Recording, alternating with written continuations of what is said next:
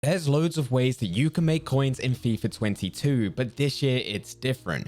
With the changes to FUT Champions, there's been lots of players who are progressing through FUT by forfeiting their games. So in this video, I wanted to explore this playstyle to see if it is actually worth it. Before I do get into the video, if you enjoy the content here and want to see a bit more from me, then make sure you hit that subscribe button and that notification bell. Every single week, we're uploading the latest news and the latest tutorials so that you can get the most out of Ultimate Team. If that is of any interest to you, then make sure you are following the channel. Getting back into the video, EA made some big changes to FUT Champions this year by removing elite divisions and changing up how you progress. They made it so it wasn't just dependent on wins, you instead got points for winning and losing matches. This has opened up a whole new playstyle of purposely losing matches so that you can progress forward. This weekend, I did exactly that to see whether or not it is worth it. To begin with, you need to go through division rivals to build up qualification points. In this area, you don't really have a choice. You can't forfeit your matches because it has no benefit. This year, it's based on a ladder system, so that if you win games, you'll progress forward, and if you lose games, you'll go back unless you've managed to reach a checkpoint. Once you get out of division rivals and into FUT Champions, this is where you start to have that option. You enter the first stage of FUT Champions, the FUT Champions playoffs, with 1,500 qualification points. In this first game, you have 9 matches. Every win that you get, you'll get 4 points, and every loss you get, you'll get 1 point. This means if you forfeit all your matches, you'll get a total of 9 points, which will actually give you rank 4. Out of this, you'll get 2 Jumbo Premium Gold Packs, which are untradeable. For this first stage, I recommend not forfeiting these matches. Instead, play and push to rank 2, because that's where you'll get a qualification token that will allow you to get into the Champions Final. You get to rank 2 with ease, you then have a choice after that. This is where you can forfeit matches if you really want to, or you can use the games you have remaining to push to rank 1, which will give you a slightly bigger reward. This forfeiting playstyle really comes into play once you actually get into the Weekend League. With the Weekend League or the FUT Champions Final, you'll get 4 points for winning your games and 1 point for losing the games, so exactly the same as the Champions playoffs. This time round, you have 20 matches to go through, so in total, worst case scenario, if you lose every game, you can get 20 points. And 20 points is actually pretty good. It's equivalent to you reaching rank 5, which will give you 2 player picks, 1 premium gold players pack, 1 prime gold players pack, 1 jumbo premium gold pack, 500 qualification points, and 10,000 coins. So for a lot of players, because of the rewards you get, they go through division rivals, build up qualification points, they quickly go through the Champions playoff by playing their games, get into rank 2 to get a finals qualification token, and they quit the remaining of their games so they get that reward instantly. Then once they get into the Weekend League, a lot of people will load up a full bronze team, apply 20 contracts to every single one of their players, and go through each game. Each game that they go into, they'll kick off, score an own goal, and then forfeit their match. The scoring the own goal part isn't actually a necessary part. You can actually forfeit straight from kickoff and you'll still get the loss. But this is where these types of players actually turn out to be extremely generous, because by scoring an own goal, it takes extra time for them. They don't necessarily need to do it, but it makes the person that they're playing against also get the win for the game that they just went into. If you forfeit straight from kickoff when it's 0-0, you'll get the loss, but your opponents for that game, it just doesn't count, so they'll have to go for it all over again. So on paper, this seems like a great way to play. You get some very good rewards, and you get all of this by forfeiting 20 matches in a row. But let's actually go through the truth of all of this. Firstly, it takes a lot longer than expected. For me to forfeit 20 matches, it took me 40 minutes to quit all games. That's just me going into a game, scoring an own goal, and quitting straight after, and it took me 40 minutes to do 20 games. The first initial 5 games were very quick, but because this game is based on a record system where it tries to match you up to someone with a similar record, it means once you start to lose a few games in a row on the first day, you're not really coming up to too many other players. You end up coming up to the same players over and over again. And as you lose more and more games in a row, eventually the matchmaking can take some time where it struggles to find an opponent. Not just that, but you also come up to some of these players that do just try to play legit. With a full bronze team and the club name saying, "I will quit," there was a lot of players that I came up to and they instantly got the message. When they had kickoff, they quickly aimed towards my goal, booted it to my goalkeeper,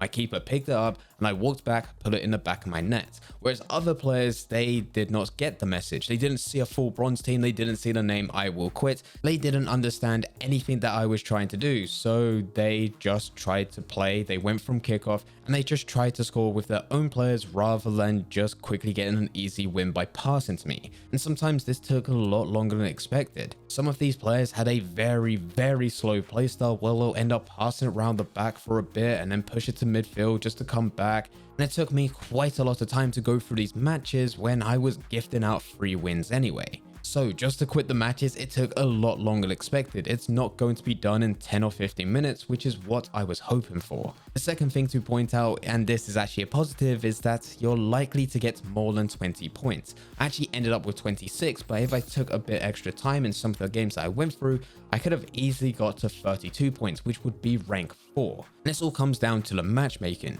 You will come up to players who are doing the exact same thing as you. They will have bronze teams and they're forfeiting their matches. Some of these players will score an own goal straight from kickoff and you'll actually get the win instead despite doing the exact same thing. And for that win, you'll be getting 4 points instead of that 1 point. If you get lucky with who you come up against, they'll score an own goal and quit for you. You could very easily reach 32 points, which will give you a much bigger and much better reward. For a lot of the bronze teams that I came up to, I knew that they were going to quit as well. But when I started, I had kickoff. And it only made sense that if I had kickoff, I would be the person to take it all the way back to my net to score that own goal and give them the win. There were only 2 occasions where I came up to a bronze team and they had kickoff, which they did score own goals and then forfeit the match, and that's where I got the extra points from.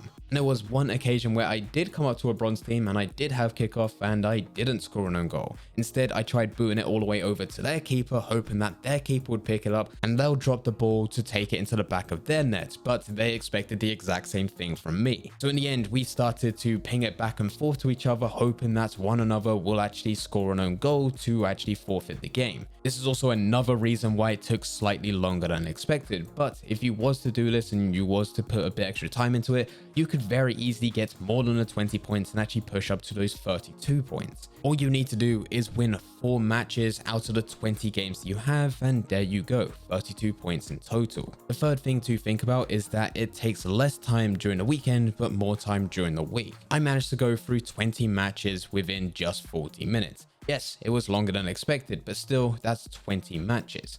And out of it, I did get a decent reward, but I also got 500 qualification points. 500 qualification points is not enough for me to go straight back into the Champions playoffs where I'll be qualified straight away. Instead, I now need to go back all the way to division rivals.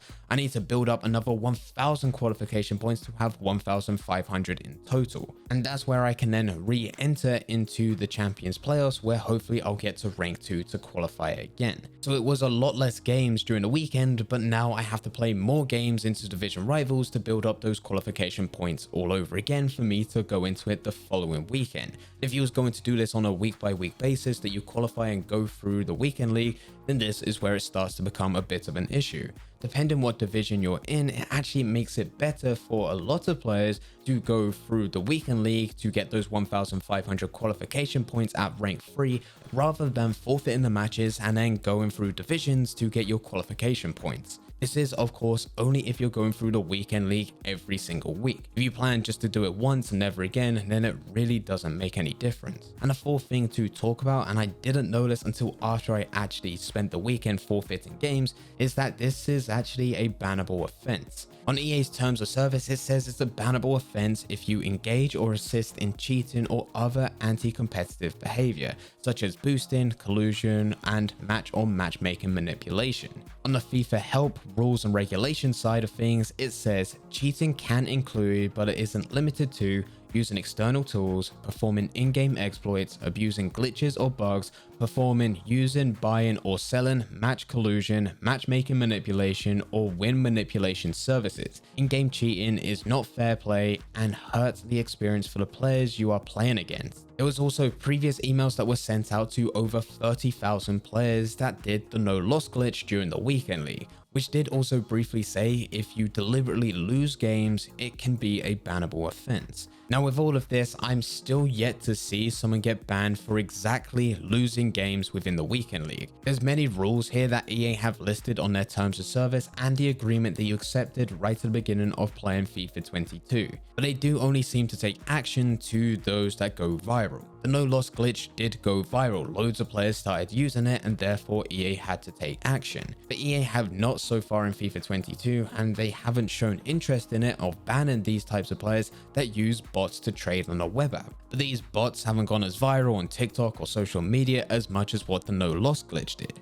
Talking from my personal experience, I did go through all 20 games and my intention was to score an own goal and quit every single one of them. For most of them, I did that. There was some times where my opponent did it way before me, which then gave me the win rather than me getting a loss. But my intention was still the exact same thing. I was still looking to score an own goal and quit the match.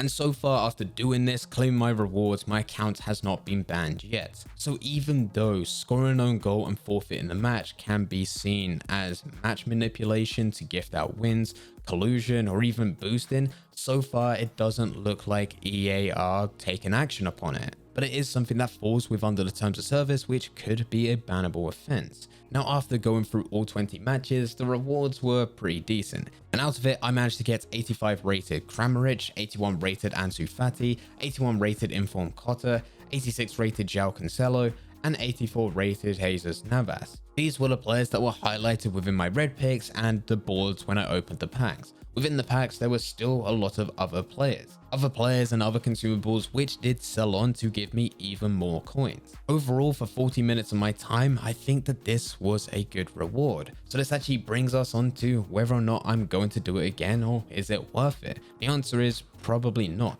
I probably won't be forfeiting all my matches again. Ended up taking a lot longer than expected, and it's annoying because now for this week, I now need to go back through divisions, more division games that I actually want to go through to build up qualification points so that I can go through the weekend league again. I also found the weekend league to be more annoying. I came up to a lower quality in player. Yes, there were other players gifting out wins, but a lot of other times I came up to people that still didn't understand the message. They didn't understand the message even though I had a full bronze team with very low chem, no one was getting linked, and the team name was called I Will Quit. And still people passed round the back trying to break down my team when I was about to gift them a goal. And all of this annoyance really doesn't make any sense, especially if EA can use the terms of service to actually ban you. Now I don't think it will be a serious ban, especially when we did just have people doing the no loss glitch and there was over 30,000 cases and all they got banned for was 7 days. They didn't even get a coin wipe after getting the rewards that they managed to get when going 20-0. But this is also EA we're talking about. Sometimes they are unpredictable. I will still occasionally forfeit matches. There will be moments within the future where I manage to reach a certain rank, but it's impossible for me to reach the next rank with the games I have remaining. In those instances, it makes sense for me to forfeit the match because there's no way that I can progress. And I'm hoping that even though it's still technically against the game's rules, that it's only going to be a couple games that it really won't show up on EA's radar. If EA made it clear that you won't be banned for forfeiting your matches in the weekend league, then this will be worth doing. It'll be worth doing if you've got something planned over the weekend and you're going to be away from your console. Maybe you're actually going out, going somewhere nice, maybe going on holiday. That's when it makes sense to do it. But until EA actually confirm it, I'm personally going to stay away. Anyway guys, this is my opinion on the matter. Let me know in the comment section down below whether or not you're still going to quit your matches if you were doing this already, or if you're going to change and actually try and play a couple of your matches instead. Leave all your thoughts in the comment section down below. Anyway guys, I hope you guys did enjoy. If you did enjoy, don't forget to leave a like and subscribe. But for now, I'm going to see ya.